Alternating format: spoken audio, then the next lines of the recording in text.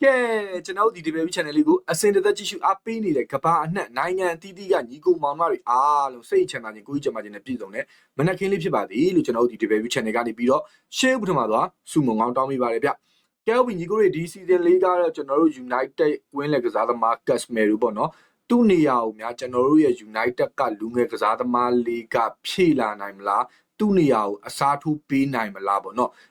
United တာဝန်ရှိသူတွေရောဒီကလေးရဲ့ခြေစွမ်းကိုကြည့်ပြီးတော့ကျွန်တော်တို့ United ရဲ့အနာဂတ်ဒီ Casemiro ရဲ့နေရာမှာအစားထိုးနိုင်မလားဆိုတော့ဒီကလေးအကြောင်းလေးကိုကျွန်တော်တို့ player analysis လုပ်ကြည့်မယ်ပေါ့နော်ကဲဟုတ်ပြီပထမအဆုံးအနေနဲ့ကတော့ကျွန်တော်တို့ဒီကွင်းလေကွက်လက်ကြီးကိုကျွန်တော်တို့မဖြည့်နိုင်ခဲ့တာတော်တော်ကြာပြီကျွန်တော်တို့ Carrito အလွန်လို့ပြောလို့ရတယ်ပေါ့နော် Michael Carrito အလွန်ကလေးကကိုကျွန်တော်တို့ဒီ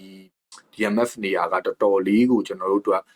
လိုအပ်ချက်များနေတဲ့နေရာကြီးတစ်ခုလိုဖြစ်နေတာပေါ့နော်ဟုတ်ပြီကျွန်တော်တို့ဒီကွင်းလယ်နဲ့ခံစစ်ဆိုတာညီကိုတွေနော်ဘဲလက်မျှနေမှာရမှာကွင်းလယ်ကနေပြီးတော့ကျွန်တော်တို့ United အသင်းအနေနဲ့ဘောလုံးကြုံထွက်ပြီးဆိုတာနဲ့ကျွန်တော်တို့ဘိုးပီယာဘော80ရာခိုင်နှုန်းကလုံးဝတေချာတလောက်ကဖြစ်နေပြီပေါ့နော်အဲ့တော့ခါကျတော့ကွင်းလယ်နဲ့ဒီခံစစ်ကမျှတနေရမယ့်အချိန်မှာကျွန်တော်တို့ကွင်းလယ်ကအပေါက်ကြီးဖြစ်နေလို့မရဘူးပေါ့နော်ဒီယာဒီမှာကျွန်တော်တို့ Casemiro ရဲ့ရေးပါပုံတစ်ချက်ကျွန်တော်တို့တစ်ချက်စဉ်းစားကြည့်အောင် Casemiro ကဒီယာဒီမှာမဟုတ်ဘူးတခြားယာဒီတွေမှာလည်းသူ့အနေနဲ့ကသူ့ရဲ့ရေးပါပုံတွေကသူ့ရဲ့အခန်းကဏ္ဍတွေကဘလောက်ထိမြင်မာတယ်ဆိုတာကိုကျွန်တော်တို့အချိန်ချင်းမြင်တွေ့ခဲ့ရပြီပေါ့နော်ဟုတ်ပြီဒီယာဒီမှာဆိုကျွန်တော်တို့ United အသင်းကပြိုင်ပွဲဆုံးဂိုး20တိတိပေးထားတယ်ညီကိုတွေဂိုး20နော်ဂိုး20မှာဆိုရင်ကျွန်တော်တို့ Casemiro ကွင်းထဲမှာရှိနေတဲ့အချိန်မှာကျွန်တော် United အသင်းက9ဂိုးပဲပေးရတယ်Casemiro ကွင်းထဲမှာမရှိတဲ့အချိန်မှာ15ဂိုးပေးရတယ်ဟုတ်တယ်ညီကိုတွေနော် Casemiro လူစားလဲလိုက်ပြီဆိုတော့ကျွန်တော်တို့နှလုံးလောက်ကစတိုက်ကြီးပေးလိုက်ရတာကြီးအသိအဆင်မပြေသေးဘူးနောက်တစ်ခုကကျွန်တော်တို့ Bruno Fernandes နဲ့ Ugarte နဲ့အတွဲကလည်းလုံးဝကိုအဆင်မပြေဘူးပေါ့နော်ကဲဟုတ်ပြီအဲ့တော့ခါကျတော့ကျွန်တော် United အနေနဲ့ကအဲ့အကြောင်းမလို့လဲကျွန်တော်တို့အဒန်ဝါတန်တို့လူအဲ့လိုအန်ဒါအဆန်တို့လိုမျိုးကားလိုဘလက်ဘာတို့လူကစားသမားတွေကိုချိတ်ဆက်နေတယ်ဆိုတာကလည်းမလွန်ဘူးပေါ့နော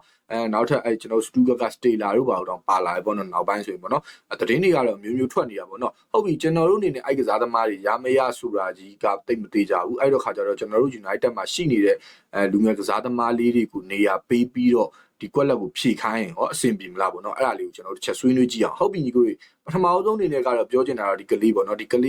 းနာမည်ကတော့ကျွန်တော်တို့စေကူကိုနီလို့ခေါ်တယ်စေကူကိုနီကကျွန်တော်တို့ပြောရမယ်ဆိုရင်ကျွန်တော်တို့16နှစ်ပဲရှိသေးတယ်အသက်ကတော့16နှစ်ဆိုမြန်ညီကိုတွေเนาะသူက February ဆိုရင်သူကနောက်2026 February ပေါ့เนาะတိတ်တော်မလို့တော့ February ဆိုရင်သူကအသက်20ပြည့်ပြီညီကိုတွေကအဲ့တော့ခါကျတော့ဒီလူငယ်စားသမားလေးကိုကျွန်တော်တို့ United အနေနဲ့အတင်သုံးလို့အဆင်ပြေပါမလားဆိုရင်ကျွန်တော်တို့ Marcus Rashford နဲ့ချက်သွားကြည့်အောင် Marcus Rashford ကျွန်တော်တို့ United အတင်ကိုမှတ်ရညီကိုတွေเนาะ Europa League Midtjylland နဲ့ပွဲမှာစပြီးတော့ဒီကလေးကပွဲထွက်လာတယ်အဲ့ပွဲမှာသူက2ဂိုးလောက်တောင်သွင်းခဲ့တယ်ပေါ့เนาะအဲ့တော့ခါကျတော့ကျွန်တော်တို့Rashford ကျွန်တော်တို့ United အတင်မှာပွဲထွက်လာတဲ့အချိန်တုန်းကဆိုရင် Rashford ကကျွန်တော်တို့ United အတင်မှာ16နှစ်နဲ့မှာ3လဝန်းကျင်ပဲရှိသေးတယ်ညီကိုတွေเนาะ16နှစ်3လဝန်းကျင်မှာသူကပထမအဆုံးအနေနဲ့ United ရဲ့ Senior အသင်းကြီးမှာပွဲထွက်လာတာအဲ့နောက်ပိုင်းဒီမှာ Rashford ကဘယ်လောက်ထိတောက်ပခဲ့တယ်ဆိုတာကိုကျွန်တော်တို့အနေနဲ့မြင်ခဲ့ရတယ်အဲ့တော့ခါကျတော့ဒီကလေးကအသက်20ပြည့်တော်မယ်ညီကိုတွေကအဲ့တော့ခါကျတော့ဒီကလေးကိုကျွန်တော်တို့ကဘာလို့ပွဲမထုတ်ပေးရမှာတော့ပေါ့နော်နောက်တစ်ခုကကျွန်တော်တို့သတင်းမီဒီယာတော်တော်များများမှာလည်းဒီကလေးရဲ့အကြောင်းတွေကိုကျွန်တော်တို့ပြောလာပြီပေါ့နော်ဟုတ်ပြီကျွန်တော်တို့စေကုကိုနေကိုတဲ့ကျွန်တော်တို့မှန်မှန်လေးတင် जा ပေးမယ်ဆိုရင်တဲ့သူကကျွန်တော်တို့ရဲ့ကားလဘလက်ပါလို့တောင်းမှဖြစ်လာနိုင်တယ်ပေါ့နော်နောက်တစ်ခုကဒီကလေးရဲ့ခန္ဓာကိုယ်ကဘောလုံးနီးစနစ်နဲ့စိတ်သက်ခိုင်မာမှုအတွေ့အကြုံမှန်ကန်တဲ့အတွေ့အကြုံတွေကိုပေးနိုင်မယ်ဆိုရင်တဲ့သူ့အနေနဲ့ကထိတ်တန်း midfielder တစ်ယောက်အဖြစ်ပြောင်းလဲသွားနိုင်တယ်ပေါ့နော်နောက်တစ်ခုကကျွန်တော်တို့နီးပြအမ်မိုရီနေနဲ့သူ့ကိုခွင့်ပေးသင့်ပါတယ်တဲ့တွတ်လက်ဥဆောင်နေတာတွေမှာတဲ့10မိနစ်ပြောချင်တာကျွန်တော်တို့ United အသင်းက 3-4 စီးလောက်နဲ့နိုင်နေတဲ့ပွဲတွေပေါ့နော်ဒါမှမဟုတ်2စီးလောက်နဲ့ဥဆောင်နေတဲ့အချိန်တွေမှာကျွန်တော်တို့ United အသင်းအနေနဲ့ဒီကလေးကို10မိနစ်ဒါမှမဟုတ်မိနစ်20လောက်သူ့ကိုထည့်သုံးသင့်ပါတယ်ဆိုပြီးပြောခဲ့တာပေါ့နော်နောက်တစ်ခုက Ugarte နဲ့ Bruno Fernandes က3-4-2-1ပေါ့နော်ဒီနီးစနစ်တွေအောက်မှာလုံးဝတပြိုင်နက်ထဲသူတို့နှစ်ယောက်တူတူရှင်တွဲပြီးကစားဖို့ဆိုတာလုံးဝမဖြစ်နိုင်ဘူးဒါကြီးကလည်းအမှန်ပဲညီကိုနော်Ugarte နဲ့ Bruno Fernandes နဲ့အတွဲကလုံးဝအဆင်မပြေဘာလို့လဲဆိုတော့ Ugarte ကလုံးဝစိတ်ချလက်ချကြီးလွတ်ထားလို့ရတဲ့ကစားသမားမဟုတ်ဘူးအဲ့တော့ခါကျတော့ Ugarte နဲ့ဆော့ရပြီဆိုရင်ကျွန်တော် Bruno Fernandes အနေနဲ့ကဘာဖြစ်လာလဲဆိုတော့သူ့အနေနဲ့လွတ်လပ်မကစားနိုင်တော့ဘူးသူတိုက်စစ်ကိုလွတ်လပ်မလိုက်နိုင်အဲ့တော့ခါကျတော့ခံစစ်ကိုကူရတယ် Bruno Fernandes ကလုံးဝခံစစ်ကိုကူတဲ့အပိုင်းမှာတော်တော်လေးအားနေတာကိုအကုန်လုံးသိတယ်အဲ့တော့ခါကျတော့ဒီ Ugarte နဲ့ Bruno Fernandes အတွဲကလုံးဝအဆင်မပြေဘူးအဲ့တော့ခါကျတော့ကျွန်တော်တို့အသင်းအနေနဲ့ကတေချာဘောက်က DMF ကောင်းကိုလိုတာအဲ့ဒါမှလည်းကျွန်တော်တို့ Bruno Fernandes အနေနဲ့လွတ်လွတ်လပ်လပ်သူစောကျင်တဲ့ပုံစံတိုင်းသူစောလို့ရမှာသူဖန်တီးမှုတွေအများကြီးလုပ်နိုင်မှာအဲ့နောက်ဆန်မတင်းမဲနဲ့ပေါ့ညီကိုတို့ကအဲ့ဒါအဓိက main ပဲဟုတ်ပြီနောက်တစ်ခုကတော့ကျွန်တော်တို့ဥကာတီကဟုတ်တယ်ဘောလုံးယူပြီးတော့တဲ့သူကချိုးဖောက်ပေးတဲ့ကျွန်တော်တို့destroyer type ပေါ့နော်ပြောချင်တာကဥကာတီကဟုတ်တယ်ဘောလုံးကိုသူကလက်ခံယူလိုက်တယ်ယူပြီးရင်သူကတော့ဘောလုံးကိုချိုးပေးတာလို့ဘာလို့ဒါပဲဗျာဒီဘဲကကျွန်တော်ကတော့မကြိုက်ဘူးဗျာမှန်တမ်းပြောရမယ်ဆိုတော့ဒါထားလိုက်ပါတော့ဟုတ်ပြီအဲ့ပုံစံမျိုးတိုက်မျိုးဒီဟာကကြတော့ကျွန်တော် United ကတကယ်လို့ဆိုတာတိုက်စစ်လမ်းကြောင်းကြီးစလာပြီဆိုရင်ဥကာတီကလုံးဝဂျူရဲပိုင်းနေမှာကောပြောမယ်သူဟိုဥရုဂေကစားသမားတဲမှာတော်တော်လေးကိုအဆင်မပြေတဲ့ကစားသမားလို့ပဲပြောချင်တယ်ဗျာကျွန်တော်အနေနဲ့ကတော့ဘာလို့လဲဆိုတော့လုံးဝလေးကွေးနေတာပဲအဲ့တော့ခါကျတော့လုံးဝအဆင်မပြေဘူးဒီကစားသမားကအဲ့တော့ခါကျတော့ကျွန်တော် United အသင်းအနေနဲ့ကဟုတ်ပြီဒီလမ်းချော်သွားလိမ့်မယ်ညီကိုတို့ရဲ့နော်ဒီကလေးကြောင်ကိုကျွန်တော်တစ်ချက်သွားကြည့်အောင်ပေါ့နော်ဟုတ်ပြီကျွန်တော် United အသင်းရဲ့ဒီအနာဂတ်မှာပေါ့နော်ဒီကျေပွန်ကစားသမားလေးကျွန်တော်တို့ထဲသုံးသင်းတဲ့အချက်တွေအများကြီးရှိနေတယ်နော်ဟုတ်ပြီကျွန်တော်တို့ United အသင်းကကျွန်တော်တို့ Casemiro မပါတဲ့ချိန်တွေဆိုဂိုးတွေတော်တော်ပေးရတာကိုအကုန်လုံးမြင်ခဲ့ရပြီအဲ့တော့ခါကျတော့ဒီကလေးကနေပြီးတော့ကျွန်တော်တို့ United အသင်းကိုဘာတွေယူပေးမှလဲဒီကလေးကဘယ်လိုကစားသမားမျိုးလဲဆိုတော့ကျွန်တော်တစ်ချက်လေ့လာကြည့်အောင်ဟုတ်ပြီသူကအဓိကကတော့ကျွန်တော်တို့သူကမြင်မာတဲ့ခံစစ်အတွေ့အကြုံတွေရှိတယ်ပြီးတော့ဘောလုံးလမ်းကြောင်းတွက်ဆတာတွေဘာမှအဖြစ်ပြောစရာမရှိဘူးသူစော့နေတဲ့ပုံစံတွေသူစော့နေတဲ့ကစားပုံတွေအားလုံးကလုံးဝအဖြစ်ပြောစရာမရှိဘူးဟုတ်ပြီကျွန်တော်တို့ကွင်းလန်ခံစစ်ကစားသမားပီတာတော့ပဲဒီကလေးကဒီကိုနေပေါ့နော်ကိုနေကားတဲ့နေရာလွတ်တွေကိုဘယ်လိုကာဝယ်ယူရမလဲကောင်းကောင်းနားလေတဲ့သူဖြစ်တယ်ပြီးတော့ခါကျတော့သူ့ရဲ့လှင်မြန်မှုတွေကကျွန်တော်ပြောရမယ်ဆိုကျွန်တော်ကန်ဒီအငယ်သားလေးလူတောင်မှတင်စားနေကြတယ်ပေါ့နော်အခုဆိုရင်ဟုတ်ပြီနောက်တစ်ခုကတော့ကျွန်တော်တို့အဲ့သူ့ရဲ့ physical ဘိုင်းပေါ့နော်ခန္ဓာကိုယ်ဖွဲ့စည်းပုံလေးကနည်းနည်းတော့ညှက်တယ်ဟုတ်ပြီအရက်ကလည်းကျွန်တော်တို့9ပေ9လောက်ပဲရှိညီကိုတွေနော်ဒီကစားသမားလေးကလူကောင်လေးသေးတယ်ဆိုပြီးမဲ့ကျွန်တော်တို့သူ့ရဲ့ data အချက်လက်တွေကိုကျွန်တော်တို့တစ်ချက်သွားကြည့်တဲ့အချိန်မှာလုံးဝ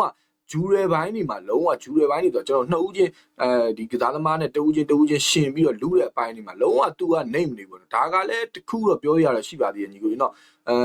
်သူတို့စော့နေတာကသူဒီကစားသမားလေးစော့နေတာခုက U21 ဆိုတော့ U21 ကကလေးနေပဲသူကရှင်လူရတာဖြစ်တဲ့အတွက် Premier League လိုမျိုးတကယ်ကျန်းတဲ့လီမာဆိုရင်အဆင်ပြေနိုင်မလားအဲ့ဒါကလည်းကျွန်တော်တို့ပွဲတဲ့ကိုထည့်ကြည့်မှသိမှညီကိုကြီးနော်လူကောင်လေးတော်တော်သေးတာကတော့မှန်တယ်ဒါပေမဲ့လည်းသူကအာဖရိကကျွန်တော်တို့မာလီကပေါ့နော်အာဖရိကမာလီကဖြစ်တဲ့အတွက်ကျွန်တော်အာဖရိကသားတွေရဲ့ထုံးစံအတိုင်းကတော့အချမ်ပီယံတော့ခံနေညီကိုတို့ကဘာဖြစ်ဖြစ်နော်ဟုတ်ပြီနောက်တစ်ခုကသူက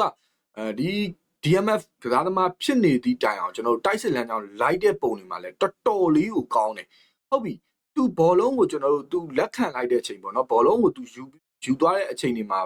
တောင်မှသူကတာမန်ပေးပို့မှုမျိုးမဟုတ်ဘူးညီကိုတွေနော်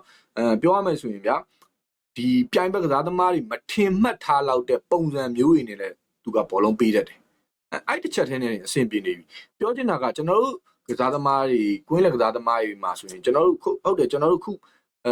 Casemiro ရှိရဥကာလေးရှိရပေါ့နော်ဒီနေရာမှာကျွန်တော်ကိုကြီးမိုင်းနူးကိုထည့်ပြောမယ်ဆိုရင်တော့ကိုကြီးမိုင်းနူးကတော့ကစားပုံမတူဘူးညီကိုတွေနော်ကိုကြီးမိုင်းနူးကိုတော့သဘောကျပါတယ်ဘာလို့လဲဆိုတော့သူတို့ဘောလုံးပေးတဲ့ဟာလေးတွေသူတို့ဘောလုံးကင်ကစားရတာတွေကတော်တော်အဆင်ပြေနော်အခုကျွန်တော်တို့ United မှာဖြစ်နေတဲ့ပြဿနာကဘောလုံးကင်ပြီးတော့မကစားဘူး